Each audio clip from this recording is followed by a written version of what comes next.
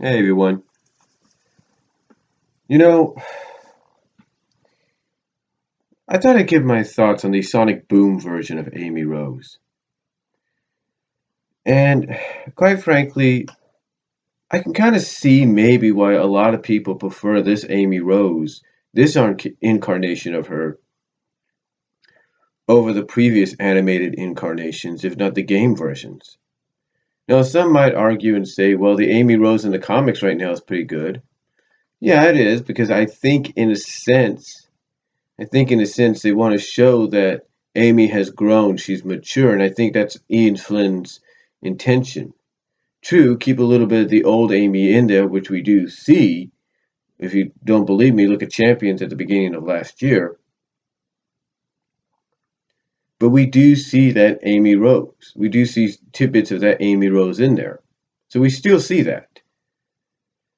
Um, but basically, what we do see, though, with Sonic Boom's Amy is an Amy that acknowledges that it basically, it's like I said in the previous audio video, kind of acknowledges or hints at the fact that she has feelings for Sonic and everything. But here's what makes this Amy Rose a little bit more tolerable, I think, in the eyes of a lot of fans. This Amy Rose is, and I know I'm going to get some flack for this, is very SatAM Sally like. Hear me out, hear me out. Put down the pitchforks, hear me out.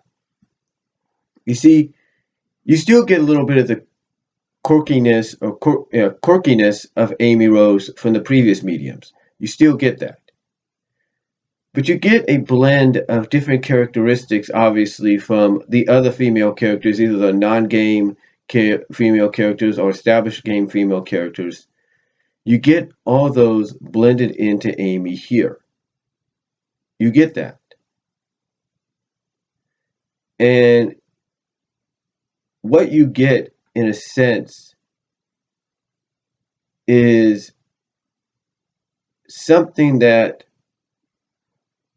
a lot of fans can actually enjoy. You see, here you have an Amy Rose that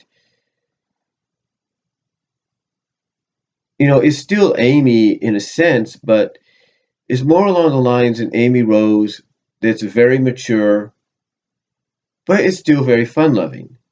It's still Amy, but it's like an Amy that's grown up.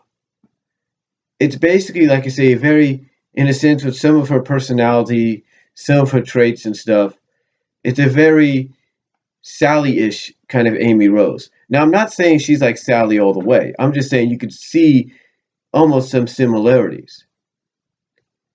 The fact that, yes, she does have feelings for Sonic, but just like with Sally and SatAM, she's not putting them to the forefront. She doesn't do that. True, it's acknowledged. Take a look at Translate This and a few other episodes, but still, it's not, overly acknowledged. I mean, heck, take a look at the episode where they finally brought Percy in as a character, as an on-screen character with a speaking role and all that. And even in the flashbacks and everything, you could see that Amy was not really concerned about Sonic, even in his flashback about what happened. About her having a crush on him and everything like that. She basically blew it off. It's like she knows they have something between they know. Basically, it's like she knows she has something for Sonic, but the thing is, she doesn't put it to the forefront. She doesn't, you know, let the whole world know, hey, I'm crazy about this Hitchhawk.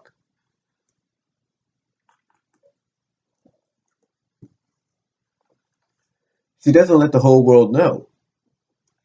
And I think that's what a lot of fans like about this Amy Rose. And even though I haven't watched Sonic Boom that much, and maybe I'm throwing rocks here, I don't know.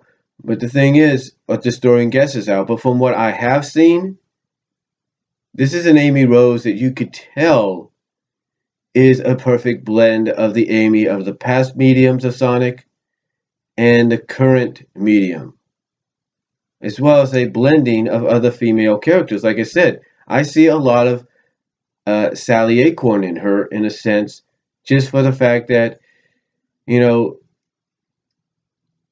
she can almost be a leader-like character, and she's willing to put the needs of others before her own. Not saying she's never done that in the other mediums, she has, but here it almost reminds me a lot of Sally in a sense, and how she's at times willing to put priorities first instead of her own well-being. And, it's to me, it's just like the perfect blend here, and I think whoever came up with this incarnation of Amy Rose for Sonic Boom, my opinion, folks, my opinion, obviously had to be a fan of Sonic SatAM and saw how Sally was presented because, yes, like I said, Sally did have feelings for Sonic. We've seen that. But the thing is, she never brought it to the forefront, not unless it was necessary. Same with the Boom version of Amy here. Amy has feelings for Sonic, but she doesn't bring it to the forefront like her other incarnations have. No, she doesn't. She doesn't do that, and I think that's why a lot of fans like that. And I think, in a sense, you have a lot of fans that want to see more of that kind of Amy Rose get influenced into other incarnations of Amy, as far as the games and other kinds of animated medium, maybe comic book medium that she's presented in. And that's why I think when you look at the Archie Sonic comic book, you see a little bit more of a mature Amy, but yes, you still see those tidbits of her crush and everything on Sonic, da da da. But you also, like I say, see a side of her that's willing to put that aside, not bring it to the forefront, and put other things first. You see that. You really do. And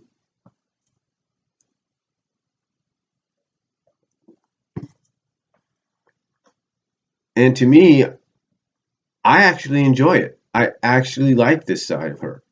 I actually like this version of Amy. Now I'm not saying I'm not a fan of the other Amy's. I like Amy there too. Like I said, like I said in the last video, I like the fact that she was presented in a way in Sonic X that made her likable, especially helped her character grow, especially into the third season. I like that. I like at times how she's presented in the games. In fact, she and Blaze sometimes are my two favorite characters to play in the Olympic Games. I am going to get the new Rio one, but she and Blaze are so far one of my favorites because certain events that there are certain events that they're good at that as I play as them, I can win. So I like that. I really do. But the point is, like I said, I think whoever came up with her characteristics for Sonic Boom, whether it's in the games as well as the television show, I I honestly believe saw was a fan of SatAM, saw how Sally was presented, and basically said, "Hey, let's blend these two together. Let's blend them together. Let's blend both characteristics together into this Amy, and get an Amy that's still Amy, but has some Sally qualities to him." And again, I know some of you might say that's not true. That's not how it is. But come on, guys, when you look at Sonic Boom Amy and you compare it to the other Amy's, I think it's a little obvious that there has to be some influence from another female character, from another Sonic medium there that you see in this Sonic Boom version of Amy. Now, the reason I say it's like a perfect blend because, as I've touched upon before, I think Sonic Boom is going to go and do what's known as the lustful melt gag. Basically, where a character melts into a puddle of goo,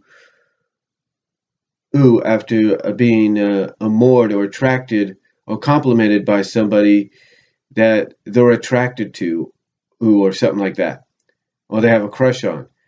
And this perfect blend of characteristics that are in Amy Rose, I could see Amy Rose, especially with some of her, as you see here, some of her pictures, her promotional pictures and everything. I could see her being the kind of, let's say, they bring in a handsome, attractive character that she has a crush on, and he compliments her. I could see them pulling the lustful milk cake with her. I could see them having her melt into a puddle. I could see that. Now, I don't know if it would be on screen or off screen, but I could see it happening.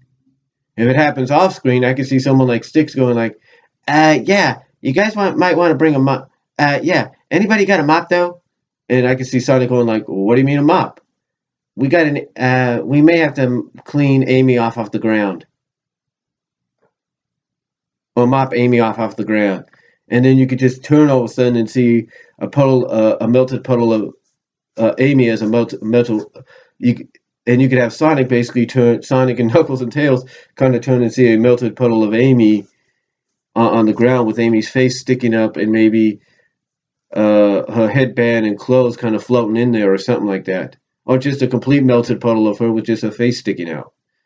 I could see that happening if it was to happen off camera.